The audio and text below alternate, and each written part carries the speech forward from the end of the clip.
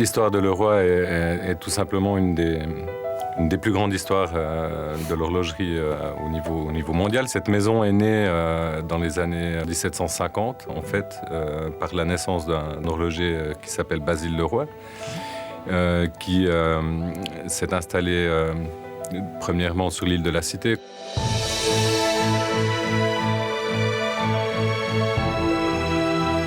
La maison Leroy s'est très vite installée dans un univers d'horlogerie de luxe, qu'on appelait alors de l'horlogerie d'habits ou de port, et est devenue un des fournisseurs attitrés du roi Louis XVI, de sa cour et de son entourage. Et puis on a finalement réussi à traverser les périodes de révolution pour ensuite devenir une maison très importante dans la production des pendulettes d'officiers qui étaient principalement livrées à l'entourage cette fois de Napoléon.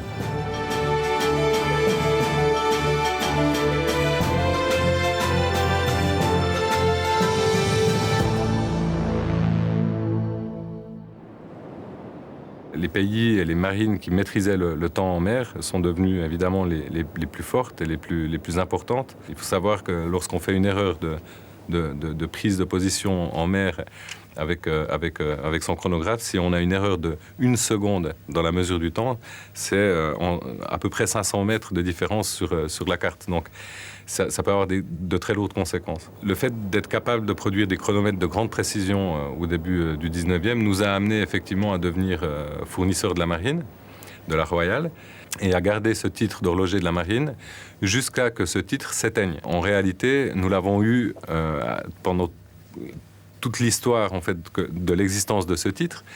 Il a disparu tout simplement dans les années 80, dans les années 90, lorsque la mesure du temps en mer est passée par les GPS, par les systèmes informatiques.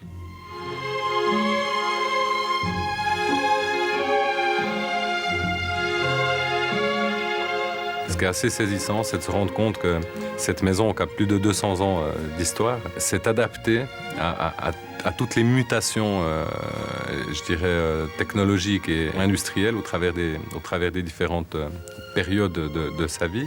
Et le roi ne fait pas exception, je dirais, dans cette espèce de marche de l'humanité vers le progrès technologique à la fin du 19e, puisque à l'occasion de l'exposition universelle de 1900, le roi a présenté une pièce absolument extraordinaire qui s'appelle la Leroy 01, qui a été commandée par un commanditaire portugais qui avait donné pour mission à Louis Leroy de lui construire un objet scientifique dans lequel on pourrait mettre tout ce que l'homme est capable de faire technologiquement dans un volume portatif d'une montre. Elle a été présentée en avant-première durant l'exposition universelle à Paris, au jury qui lui a immédiatement décerné le Grand Prix, toute catégorie. Et puis ensuite, cette pièce a été terminée en 1904 en réalité. Mais de 1900 à 1989, c'était la montre qui comportait le plus de complications au monde avant qu'une grande maison suisse, finalement, arrive à surpasser en nombre de complications cette pièce. Qu'aujourd'hui encore, elle est considérée comme une des plus grandes réussites horlogères de l'histoire de l'horlogerie, et là, pas française, mais mondiale, puisqu'elle fait partie des 5 icônes de l'horlogerie mondiale.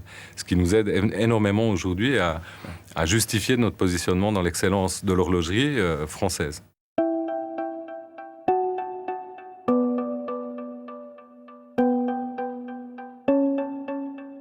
Chez Leroy, nous ne travaillons que des matériaux nobles. Donc ça veut dire qu'on va travailler avec des métiers d'art, on va travailler avec des artisans qui sont très peu nombreux à savoir faire ce qu'ils font dans les domaines de l'émaillage, dans les domaines évidemment du sertissage. Aujourd'hui, 3 maisons dans le monde de l'horlogerie, et pas des moindres, travaillent le diamant.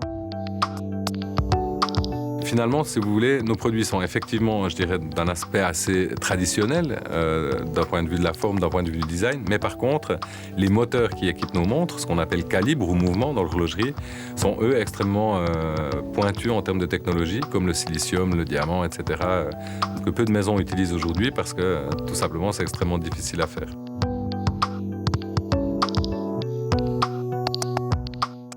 Leroy est donc comparé systématiquement à des maisons qui sont en activité et avec des grandes capacités de production, des grandes capacités de recherche et développement depuis plusieurs décennies, qui n'ont jamais cessé d'augmenter leur qualité, leur quantité et leur personnel. Le roi aura réussi son pari de réimplantation et de réveil lorsque ces entreprises se diront, eh bien, plutôt que d'aller investir encore de l'argent en Suisse pour produire nos propres montres, puisque nous sommes des sociétés françaises, faisons-le en France. J'ai envie de conclure par un mot, qui est le mot « merci ». Le mot « merci » à toutes les dynasties de Leroy, d'avoir eu ce souci du détail, ce souci de la qualité, qui a jamais quitté la maison Leroy. Grâce à eux, cette maison a vécu, a eu des heures de gloire magnifiques et aujourd'hui nous met dans la position de pouvoir continuer cette histoire.